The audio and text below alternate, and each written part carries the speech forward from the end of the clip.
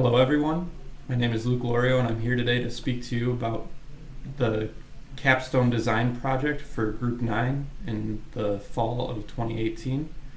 Our project was a piezoelectric accelerometer based on a quartz crystal microbalance. Here you can see the full operation of our system. We have the piezoelectric sensor right here. It is connected to an Arduino with a Bluetooth shield and a QCM shield, which operates as our frequency driving circuit as well as our frequency reader.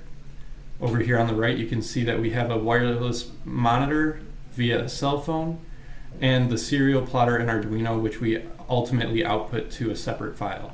So I'm just going to go ahead and start this video so that you can see the full operation and implementation of our project.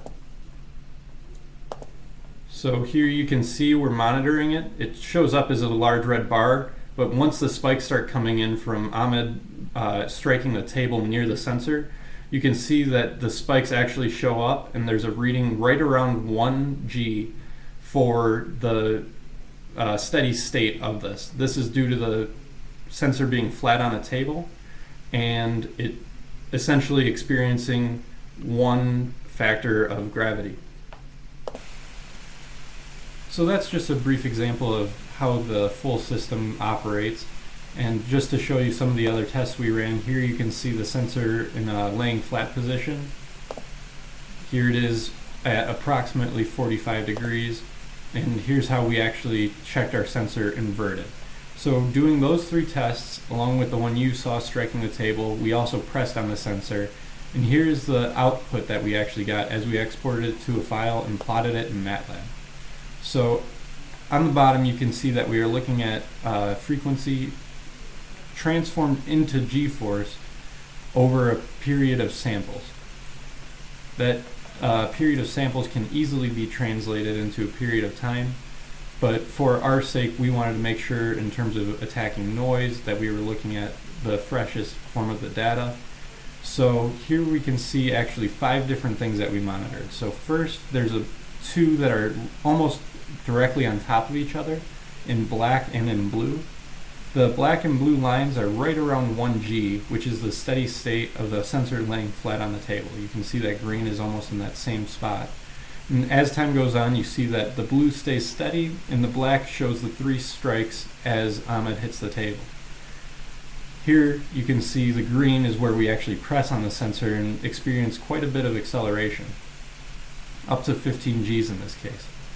Now, when you're sensing acceleration, you wouldn't expect to see something that high, but when you're directly stressing the sensor, that is not out of the realm of possibility and is actually something that we would expect to see.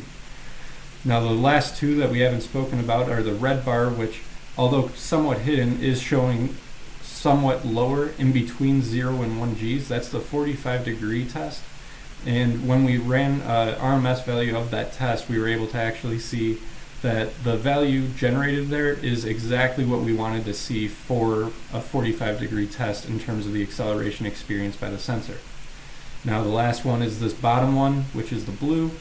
This is when we inverted the sensor, and due to the stress of gravity, we expected to see an average value of around -1G, and as you can see, that's exactly what we saw. So overall our experiment was a success.